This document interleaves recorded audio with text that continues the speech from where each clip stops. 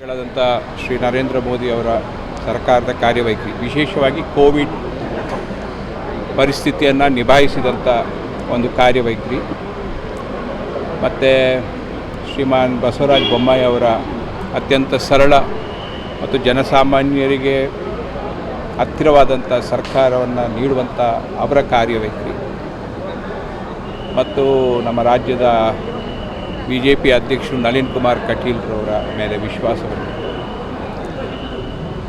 ನಡ್ಡಾಜಿ, ಅಮಿತ್ ಶಾ ಅವರು, BL ಸಂತೋಷ್ ಅವರ ಮೇಲೆ ವಿಶ್ವಾಸವಿಟ್ಟು ನಾನು ಭಾರತೀಯ ಜನತಾ ಪಕ್ಷಕ್ಕೆ ಮೊನ್ನೆ ದಿವಸ ಸೇರ್ಪಡೆ ಆಗಿದ್ದೆ. ಒಂದು ವಿಚಾರ ಸ್ಪಷ್ಟವಾಗಿ ಹೇಳಲಿಕ್ಕೆ ಬಯಸ್ತೇನೆ, ನಾನಾಗಿ ಯಾವುದೇ ಬೇಡಿಕೆಯನ್ನು ಇಟ್ಟಿಲ್ಲ. ಭಾರತೀಯ ಜನತಾ ಪಕ್ಷ ಯಾವುದೇ ಭರವಸೆಗಳನ್ನು ಕೊಟ್ಟಿಲ್ಲ.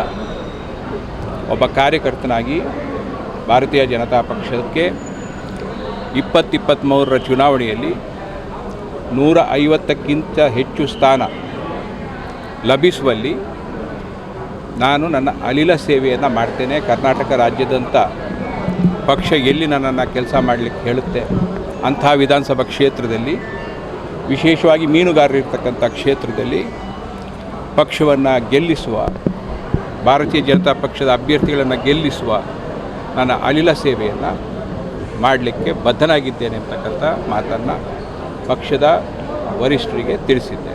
ನಾನು ಹೇಳಿದ್ದು 2018ರಲ್ಲಿ ನಾನು ಮಂತ್ರಿಯಾಗಿದ್ದಾಗ ಭಾರತೀಯ ಜನತಾ ಪಕ್ಷಕ್ಕೆ ನಾನು ಸೇರ್ಪಡೆ ಮಾಡಬೇಕು ಅಂತ ಹೇಳಿದಾಗ, ನಾನು ಒಂದು ವೇಳೆ ಭಾರತೀಯ ಜನತಾ ಪಕ್ಷಕ್ಕೆ ಆ ಸಂದರ್ಭದಲ್ಲಿ ಸೇರ್ತಿದ್ರೆ I would have been the first minister to resign from Siddaramaiah cabinet. ನಾನು ಮಂತ್ರಿ ಆಗಿದ್ದಾಗ ಭಾರತೀಯ ಜನತಾ ಪಕ್ಷದವರ ಆಹ್ವಾನ ಇದ್ದರೂ ಕೂಡ ಆ ಸಂದರ್ಭದಲ್ಲಿ ನಾನು ಸೇರಿದರೆ ನನ್ನಷ್ಟು ದೊಡ್ಡ ದ್ರೋಹಿ ಮತ್ತು ನನ್ನಷ್ಟು ದೊಡ್ಡ ದ್ರೋಹಿ ಯಾರೂ ಆಗಲಿಕ್ಕೆ ಸಾಧ್ಯ ಇಲ್ಲ ಅಂತ ನಾನು 2018ರ ನಾನು ಮಂತ್ರಿ ಆಗಿದ್ದಂಥ ಸಂದರ್ಭದಲ್ಲಿ BJP ಆಹ್ವಾನದ ಬಗ್ಗೆ ಹೇಳಿದ್ದು ವಿನಃ, ಇವತ್ತು ನಾನು ಅಧಿಕಾರದಲ್ಲಿಲ್ಲ, ಇಲೆಕ್ಟೆಡ್ ರೆಪ್ರೆಸೆಂಟೇಟಿವ್ ಎಲ್ಲ, ಆ್ಯಂಟಿ ಡಿಫೆಕ್ಷನ್ ಬಿಲ್ ಕೂಡ ಯಾವುದು ನನಗೆ ಅಪ್ಲೈ ಆಗೋದಿಲ್ಲ. ನಾನು ಸ್ವತಂತ್ರವಾಗಿ ಈ ತೀರ್ಮಾನವನ್ನು, ಅದರಲ್ಲೂ ನನ್ನ ಪತ್ರದಲ್ಲಿ, ನನ್ನ ರಾಜೀನಾಮೆ ಪತ್ರದಲ್ಲಿ ಉಲ್ಲೇಖ ಮಾಡಿದ್ದೇನೆ. ನಾನು ಪಕ್ಷಕ್ಕಾಗಿ ದುಡಿದಿದ್ದೇನೆ, ಪಕ್ಷ ಕೂಡ ನನಗೆ ಕೊಡುಗೆಗಳನ್ನು ಕೊಟ್ಟಿದೆ ಅಂತ ನನ್ನ ರಾಜೀನಾಮೆ ಪತ್ರದಲ್ಲಿ ಉಲ್ಲೇಖ ಮಾಡಿದ್ದೇನೆ.